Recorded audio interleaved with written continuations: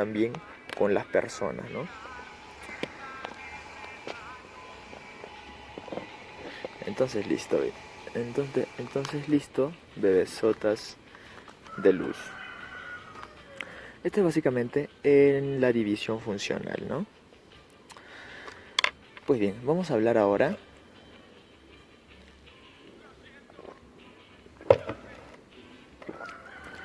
de la división anatómica. De igual manera, podemos dividirlo en dos tipos. Tenemos el sistema nervioso central y el sistema nervioso periférico. Esta parte es muy importante.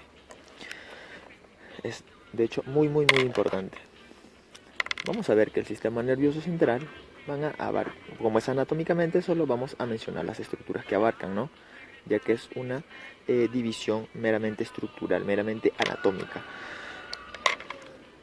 pero que sin embargo es muy importante.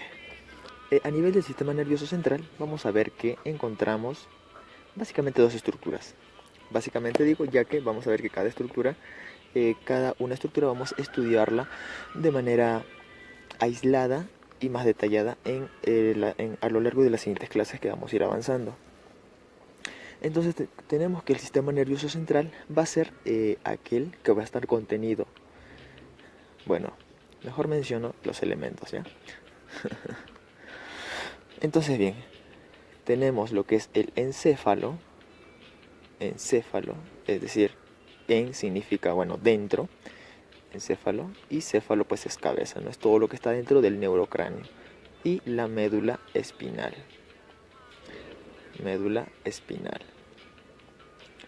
Entonces bien, vamos a ver que el encéfalo no es únicamente lo que está o lo que sería el cerebro, sino más bien que comprende elementos como el cerebro, como Pinky y cerebro, el tronco o tallo cerebral, y además otra estructura denominada cerebelo o cerebro pequeño.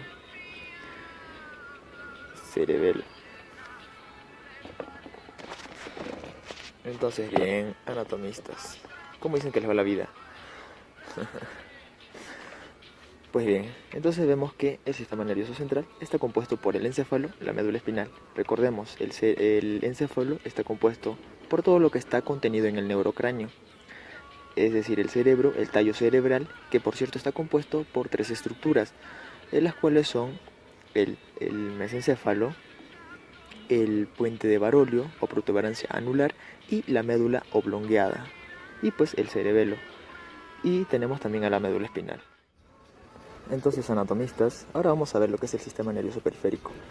Por cierto, un detallito ahí para que recuerden por qué es que se llama sistema nervioso central. Es precisamente pues porque está o se encuentra en la parte medial, en la parte central del cuerpo, ¿no? Vamos a ver más o menos es de esta manera. Vamos a hacer pequeños, garabatos. Hacemos el cerebro, que recordemos es como guantes de box. Vamos a ver que este está cubierto por el neurocráneo.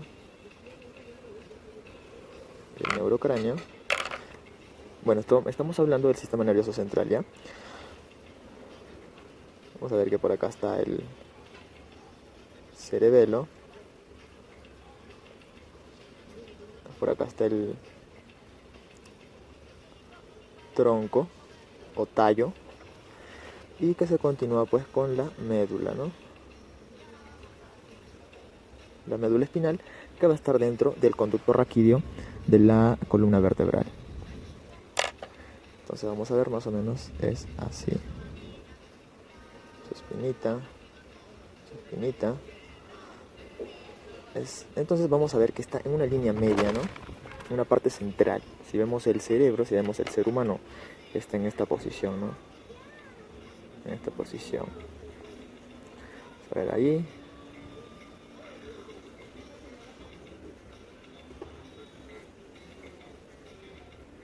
Vamos a ver que este es el cerebro. Se continúa por atrás aquí con la médula espinal. Entonces vemos pues que lógicamente está en una parte central, ¿no? De ahí que se le denomine sistema nervioso central. Entonces bien, tenemos aquí el cerebro, el cerebelo, el tronco y la médula espinal, ¿no? Como sistema nervioso central. Entonces listo. Entonces eso era lo que quería mencionarles, ¿no? Y con respecto al sistema nervioso periférico, pues va a ser todos los elementos nerviosos que van a estar pues fuera de la parte central.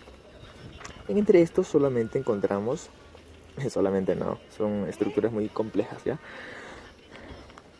Entre estos encontramos pues los pares que salen tanto del cráneo, es decir, los pares craneales, los pares nerviosos craneales, que están en número de 12, y vamos a mencionarlos ahorita, ¿ya? Solo mencionarlos. Y en otra clase vamos a hacer un poco más específico. Vamos a hablar un poco más específico de cada uno de ellos, tanto de su origen real, aparente, trayectoria, funcionamiento, entre otros aspectos. Entonces los pares craneales precisamente son los que salen de aquí, ¿no? Son los que salen, bueno, son denominados pares craneales porque pues salen del neurocráneo, ¿no? Salen, bueno, a excepción de uno, ¿no? Que es el último, ¿no? Que no llega a... no, perdón. ¿Cuál es el que no sale? El auditivo es el que no llega a salir, es el único, ¿no? Sin embargo, los pares craneales van a ser los que emergen de aquí del cerebro, de las estructuras cerebrales. Y tenemos por otra parte a los pares raquídeos. Estos pares raquídeos, como lo indica, van a salir del raquis. Como si eso explicaría algo. Bueno, en realidad estos van a emerger de lo que es la médula espinal. Y están en número de 31 a 33. Recordemos que estos pares raquídeos van a recibir el nombre de acuerdo a la ubicación de la médula de donde emergen. Es más o menos muy semejante a lo que es la columna vertebral, ¿no? Recordemos que hay columnas, hay columna cervical, es decir, la parte del cuello, hay columna torácico-dorsal, la parte del tórax, de la parte dorsal. De igual manera, estos pares raquídeos van a recibir la denominación de la siguiente manera. Por ejemplo, tenemos que los cervicales están en número de 8. Los cervicales están en número de 8. No hay que confundirlos con las vértebras cervicales, que son solo 7. Tenemos las torácicas o dorsales, que están en número de 12, hasta ahí van 20, ¿correcto? Tenemos las lumbares, que están en número de 5, van en 25 ya. Tenemos a lo que serían las sacras, que están en 5 también. Y finalmente la coxigia, que está en número de 1. Es así que llegamos al número de 31 pares raquídeos. Entonces bien, habiendo mencionado los pares raquídeos, vamos a hablar de los pares craneales, que como había mencionado están en número de 12. Y para recordarlo hay una mnemotecnia muy peculiar, la cual es la siguiente. Oh María, por ti me fui a Galicia, ven hermosa hipo hembra. Entonces, ¿cómo esta mnemotecnia nos va a ayudar a comprender los pares craneales? Tenemos pues O, que va a significar el olfatorio. El olfatorio, ¿no? Que es el primer par craneal. Recordemos que estos pares craneales van en este orden de acuerdo pues a cómo es que van emergiendo o en el orden en que van emergiendo de las partes cerebrales, ¿no? El segundo es el óptico. El óptico. Entonces, ¿cómo hacemos para no confundirnos entre estos dos? ¿Cómo saber cuál es el primero y cuál es el segundo? Pues muy sencillo, ¿no? En esta parte es un poco más sencillo de recordar. Como anatomista, recordemos que en el rostro tenemos pues una sola nariz y tenemos dos ojos. Entonces ya sabemos, ¿no? Que el primero es el olfatorio, ¿no? Porque tenemos una sola nariz. Y el segundo es el óptico porque tenemos dos ojos. Muy bien. Entonces María nos va a hacer referencia al motor ocular común. Recordemos que algunos de estos pares también reciben otra denominación, como por ejemplo este tercero que ya hemos visto, que es motor ocular común, o también oculomotor. Oculomotor. María nos hace referencia precisamente porque es uno de los nombres más comunes de mujer y de ahí que nos va a ayudar a diferenciarlo del otro que vamos a ver acá, que es el sexto, pero ya vamos paso por paso. Entonces, el cuarto, el por, nos va a hacer referencia al patético. Patético. Este patético también recibe el nombre de troclear. Troclear. Entonces, bien, ¿cómo vamos? Por ti, el ti va a hacer referencia al trigémino. Este trigémino recibe este nombre precisamente porque va a dar 3 ramas. Y las 3 ramas son las siguientes. De arriba hacia abajo tenemos las siguientes. Tenemos el oftálmico. Bueno, tenemos el oftálmico, tenemos el mandibular, el maxilar, el maxilar superior y el mandibular. Entonces, bien, estas son las 3 ramas del trigémino, ¿no? Oftálmico, maxilar superior y el mandibular. Para recordarlo, hay una manera en que nosotros podemos colocar la mano y colocarlo en nuestro rostro. A ver, vamos a hacer un dibujito aquí, ya que en anatomía sin dibujos no podemos funcionar. Ahora vamos a hacer aquí, vamos a hacer para recordar, ¿no? Porque recordar es volver a vivir.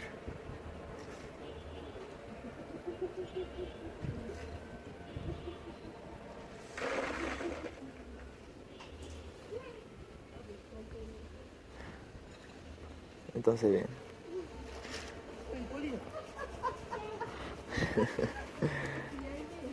¿Ya? Entonces, bien, más o menos es así, ¿no? Si nos colocamos en la cara sería así. Este representaría al oftálmico, este iría al mandibular y este iría al maxilar superior y este iría al mandibular, ¿no? Oftálmico, maxilar, mandibular, algo así. Algo así irían los 3 deditos. No, este ya más abajo, ahí. Entonces, bien, ahora tenemos el sexto, ¿no? Este es el motor ocular externo. Entonces, este es el que les mencionaba, ¿no? Que puede confundirse con este de acá. Pero como María es el nombre más común, pues representa el motor ocular común. Entonces, el motor ocular externo también es conocido como abducens. Abducens, ¿correcto? Pues bien, fui representa al facial. A representa al auditivo, que representa, o mejor dicho, que también recibe el nombre de vestíbulo coclear, pues que recibe esta denominación porque recibe ramas tanto vestibulares como cocleares. Entonces tenemos a Galicia, ¿no? A Galicia. Galicia nos indica o nos hace referencia al glosofaringio. Glosofaringio. Y Ben, pues nos representa al más vago de todos. También conocido como neumogástrico. Sin embargo, el primer nombre de este vago, que por cierto recibe este nombre, ya que es un tanto irónico, por cierto, porque en realidad es el que inerva la mayor parte de estructuras viscerales, ¿no? Como vamos a ver en su primer nombre, que tenía un nombre un tanto largo, pero nos ayudaba a recordar todas las estructuras por las que pasaba. Era bueno, tenía 2 nombres larguísimos. Uno que comenzaba así, era neumocardio gastro reno hepático entérico. Y el otro nombre que recibía era porque también recibe ramas de la faringe y de la laringe. Era entonces el nervio faringo, laringo, cardio, neumo, gastro, reno, entero, hepático. Entonces nos hacía referencia a todas las estructuras viscerales que inervaba, ¿no? Tenemos, por ejemplo, la faringe, la laringe, el corazón, los pulmones, neumo, el gastro, el estómago, entero, el intestino delgado y solo abarcaba cierta parte del intestino grueso. Entero, reno, el riñón y hepático, el hígado, ¿no? Entonces, bien, hermosa nos hace referencia al espinal o accesorio. Hipohembra, es como una hembra pequeña, pues nos hace referencia al último, ¿no? Al hipogloso. Recordemos que gloso, como vemos aquí, nos hace referencia a la lengua. Gloso es del griego de la lengua, ¿no? Entonces bien, ¿qué tal? Es algo sencillo de recordar, ¿no? Oh María, por ti me fui a Galicia, ven hermosa y pohembra. Hay muchas mnemotecnias, pero este me ayuda a mí a recordarlo, ¿no? Tenemos el olfatorio, el motor ocular común, el patético, el trigémino, el motor ocular externo, el facial, el auditivo, el glosofaringio, el vago, el espinal y el hipogloso.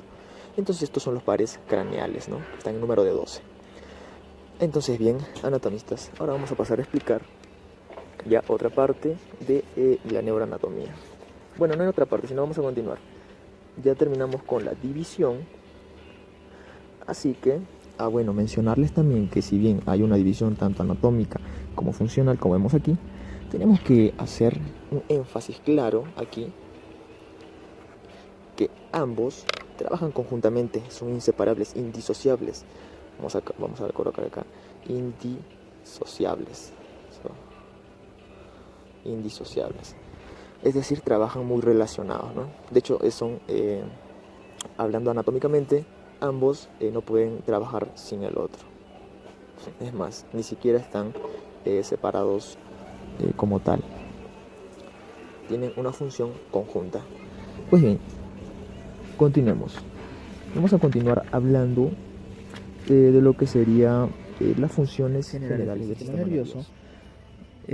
Quería mostrarles un pequeño cuadro que más o menos resume los que son las divisiones que habíamos visto, ¿no? La división tanto motora o la división estructural o anatómica y la división fisiológica funcional, ¿no?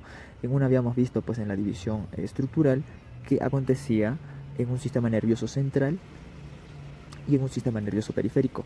Y a nivel de la división fisiológica habíamos visto pues que actúan lo que son el sistema nervioso neurovegetativo y el sistema nervioso de relación, ¿no? Entonces vamos a mostrar el cuadro para ya pasar a las funciones generales del sistema nervioso. Bueno, sin antes mencionar pues que la autoría es única y exclusivamente de Óscar González. Bueno, es la literatura de Óscar González, por cierto, ¿ya? Bueno, entonces vamos a ver rápidamente, ¿no? Para ver las divisiones morfológicas o anatómicas, bueno, para explicarlo mejor dicho, de mejor manera, tenemos acá pues la división de tipo morfológica o anatómica y la división de tipo fisiológico o funcional. Lo habíamos visto ya hemos explicado esto, pero este es un cuadro más o menos para que quede un poco claro.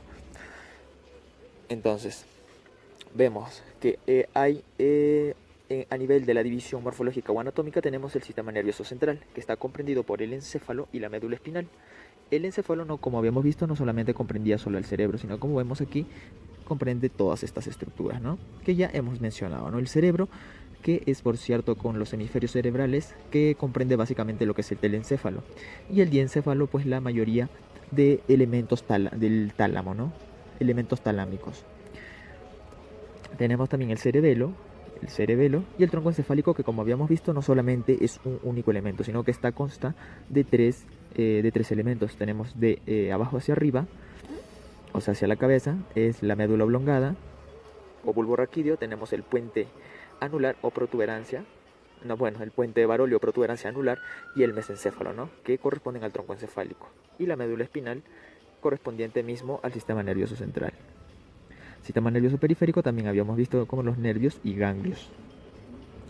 Tenemos que, ya hemos visto esto, ¿no? Esto es solo para que queden claro, ¿no? Y la división fisiológica, vemos acá, pues comprende lo que es el sistema nervioso somático o de relación, ¿no? Sistema nervioso somático o de relación. Ya habíamos mencionado que es de relación porque nos permite relacionarnos con nuestro medio, ¿no? Y el sistema nervioso autónomo, neurovegetativo o visceral también es conocido, comprende pues estos elementos, ¿no? Los dos principales que guían lo que es el sistema nervioso autónomo son el sistema simpático y parasimpático, y además de los nervios y núcleos vegetativos. Entonces vamos a ver que el sistema nervioso somático de relación, de igual manera, no únicamente abarca una estructura u otra, sino que abarca lo mismo que se abarca en la división morfológica o anatómica, ¿no? Tenemos, por ejemplo, el encéfalo, la médula espinal, los nervios y ganglios, ¿no? Es por eso que les mencionaba que si bien hay dos divisiones, únicamente son didácticas, ya que ambas trabajan en relación y en sinergia, ¿no? Entonces bien, ahora sí vamos a lo que nos compete. Vamos a hablar de las funciones generales del sistema nervioso, lo cual lógicamente es un poquito más, lo cual es un tanto sencillo. Es un tanto sencillo. A ver.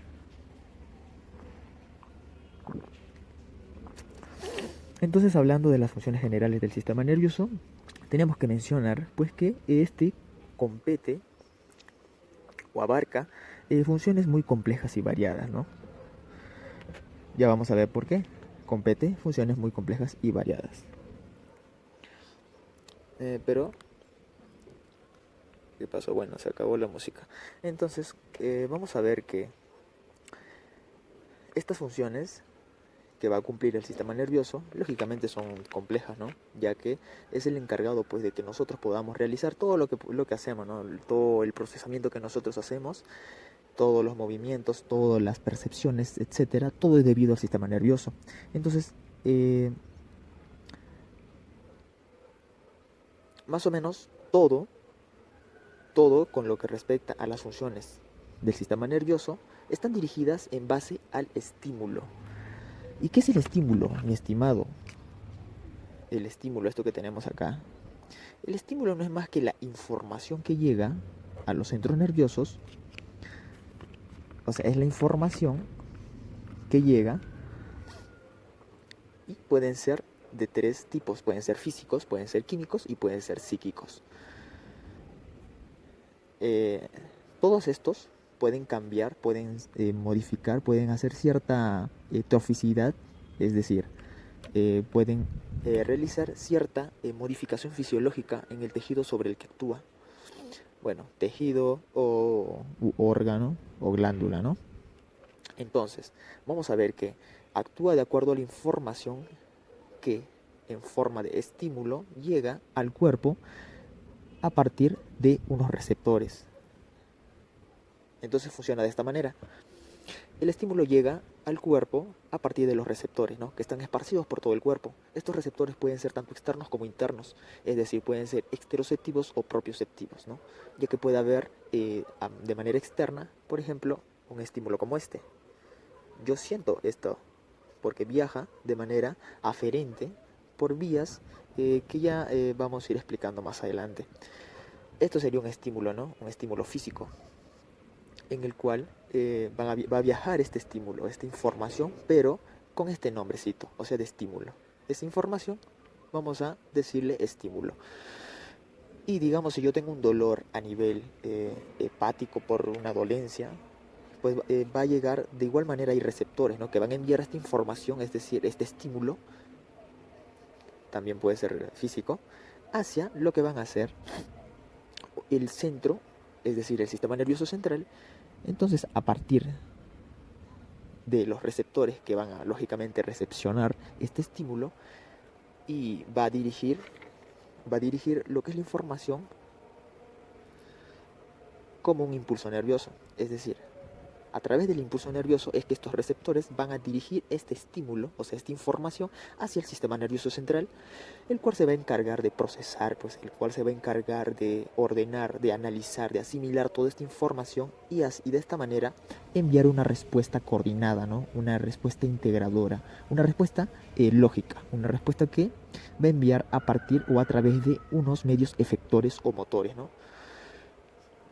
Entonces, bien, vale decir que todos los movimientos que nosotros realicemos, tanto que sean voluntarios o involuntarios, todas las sensaciones, los elementos sensoriales que nosotros percibamos, tanto consciente como inconscientemente, tanto también hablar de los procesos psíquicos que va a realizar nuestro cerebro, los procesos psicológicos, como por ejemplo la memoria, la afectividad, el pensamiento crítico, el pensamiento o el pensamiento común, el hecho de, como les mencionaba, moverse, un movimiento voluntario, involuntario, visceral, etcétera. Todo esto va a ser encargado pues por el sistema nervioso como tal, ¿no?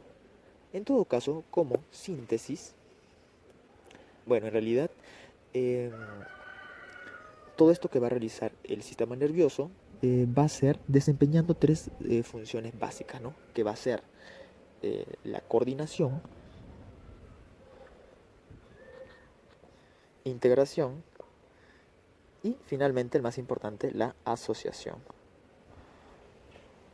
Asociación. Entonces es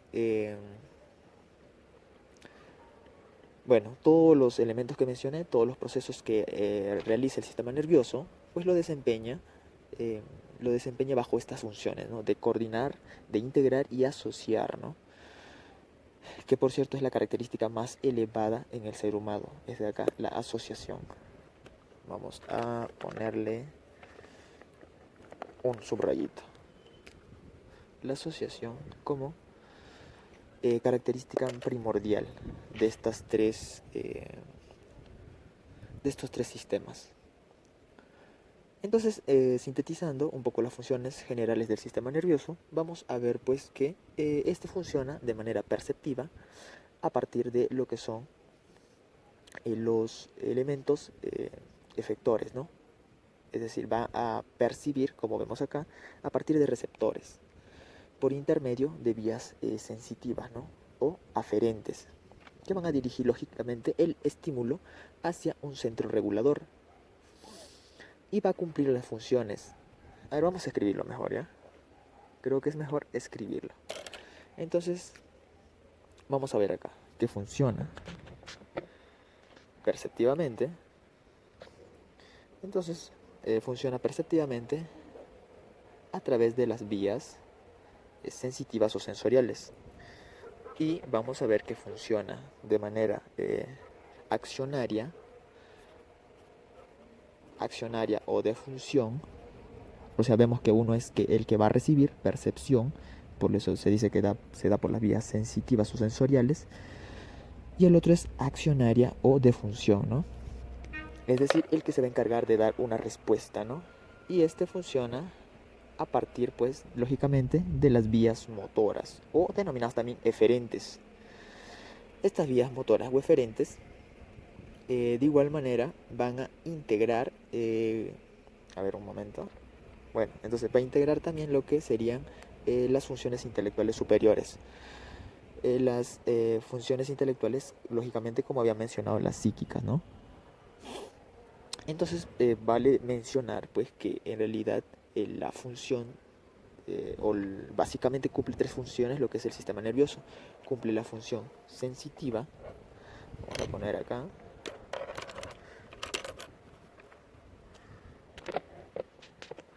cumple la función sensitiva, motora y finalmente la función integradora.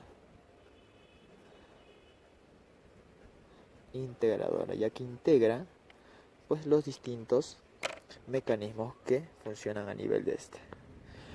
Entonces bien, esto es con lo que compete a las funciones generales del sistema nervioso.